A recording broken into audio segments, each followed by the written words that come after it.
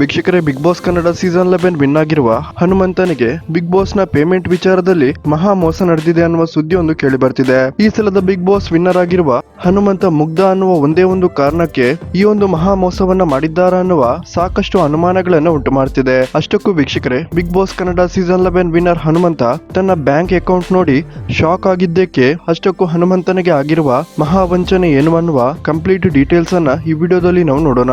ಅದಕ್ಕಿಂತಲೂ ಮೊದಲು ಯಾರೆಲ್ಲ ಈ ಸಲದ ಬಿಗ್ ಬಾಸ್ ನಲ್ಲಿ ಹನುಮಂತನಿಗೆ ಸಪೋರ್ಟ್ ಮಾಡಿದ್ರಿ, ಈ ವಿಡಿಯೋಗೊಂದು ಲೈಕ್ ಕೊಡಿ. ಹಾಗೇನೆ ಹನುಮಂತ ಇರ್ಲಿಲ್ಲ ಅಂದ್ರೆ ನಿಮ್ಮ ಪ್ರಕಾರ ಈ ಸಲದ ಬಿಗ್ ಬಾಸ್ ನಲ್ಲಿ ಯಾರು ವಿನ್ ಆಗ್ಬೇಕಾಗಿತ್ತು ಅನ್ನೋದನ್ನ ಕಮೆಂಟ್ ಮಾಡಿ ತಿಳಿಸಿ.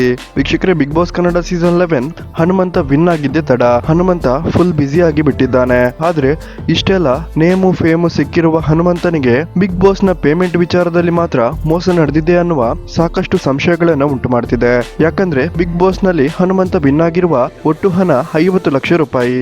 ಅದರಲ್ಲಿ ಟ್ಯಾಕ್ಸ್ ಕಟ್ಟಾಗಿ ಒಟ್ಟು ಸಿಗಬೇಕಾಗಿರುವ ಹಣ 36 ಲಕ್ಷ ರೂಪಾಯಿ. ಆದ್ರೆ ಸ್ವತಃ ಹನುಮಂತನ ಹೇಳಿಕೆ ಪ್ರಕಾರ ಹನುಮಂತನ ಬ್ಯಾಂಕ್ ಅಕೌಂಟ್ಗೆ ಬಿದ್ದಿರೋದು ಮಾತ್ರ 32 ಲಕ್ಷ ರೂಪಾಯಿ. ಅಂದ್ರೆ ಬಿಗ್ ಬಾಸ್ ಕಡೆಯಿಂದ 36 ಲಕ್ಷ ರೂಪಾಯಿ ಬಂದಿದ್ರು ಸಹ ಪ್ರೊಸೆಸಿಂಗ್ ಚಾರ್ಜ್ ಅಂತ ಹೇಳಿ ಸಹಕಾರಿ ಬ್ಯಾಂಕ್ ಅಂದ್ರೆ ಸೊಸೈಟಿಯವರು ಹನುಮಂತನಿಂದ ಮತ್ತೆ ಹೆಚ್ಚಳವಾಗಿ 4 ಲಕ್ಷ ರೂಪಾಯಿ ವಸೂಲಿ ಮಾಡಿದ್ದಾರೆ ಅಂತ ಹೇಳಲಾಗ್ತಿದೆ.